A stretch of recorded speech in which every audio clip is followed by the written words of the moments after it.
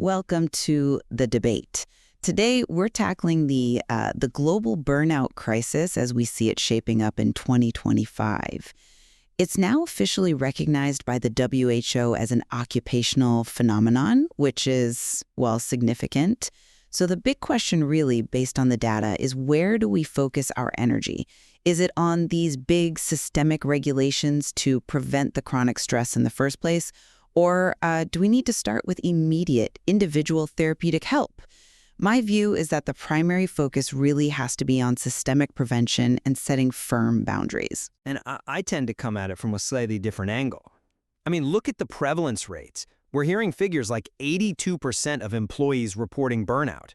Given that scale, I just don't think we can wait for those big systemic changes. The crisis is, well, it's happening now.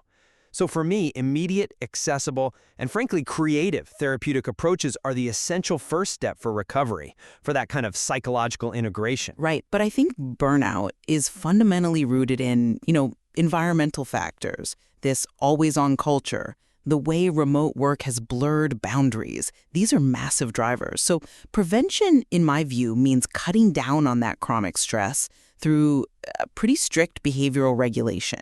And that includes practical things, right? Like turning off push notifications, maybe limiting news to once or twice a day, and really tackling organizational issues like multitasking. We know multitasking demonstrably lowers heart rate variability, which is that measure of your nervous system's resilience, basically, and it spikes stress hormones. So the fix has to target the source of that chronic stress. That mechanism you describe is compelling, definitely. But I'd argue the urgency demands a kind of triage. That 82% figure, it translates to something like, what, $322 billion annually in lost productivity? It's huge. And for specific groups, think about healthcare workers dealing with intense helper fatigue, or younger generations like Gen Z and millennials facing this double whammy of financial and work stress. Immediate stability is just crucial. Creative methods, things like sound baths or art workshops, these are proving to be really vital therapeutic tools because they help with individuation. They help the person process that deep stress and kind of rediscover themselves outside their job. It lets people get back to a stable psychological baseline first. Okay, I absolutely understand the need for immediate relief. I do. But I'm just not convinced these individual fixes are sustainable in the long run.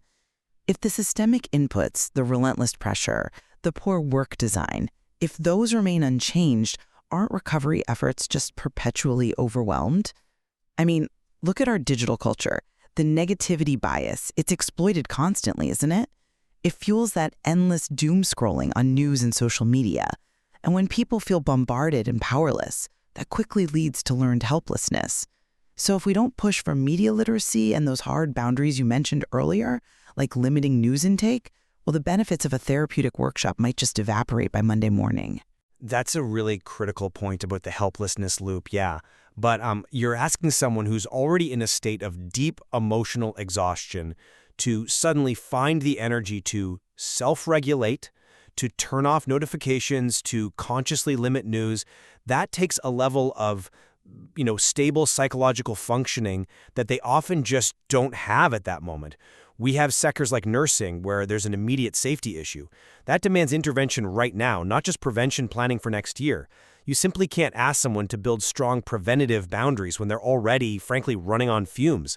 We need that immediate, accessible, creative relief first, just to lift them to a place where they can even begin to think about implementing those preventative behavioral changes you're talking about. Okay, I acknowledge the necessity of immediate support for those in acute distress. That's fair.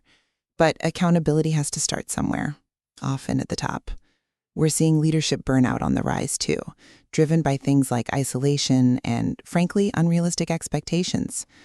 Addressing that seems to require clear organizational and systemic support like proper coaching, realistic goal setting, rather than just relying on a leader's individual self-care efforts. Effective boundary setting needs to be modeled and institutionalized, really, from the top down to stop that systemic drain. And while that institutional change is absolutely the ideal, the long-term goal, the sheer scale of the crisis right now just necessitates robust, individualized recovery tools being available. Creative expression, in particular, seems vital for supporting those who are already exhausted. It helps rebuild that internal resilience, that psychological integration, hopefully before the environment just overwhelms them again. So ultimately, I think the material suggests it's not really an either-or, is it?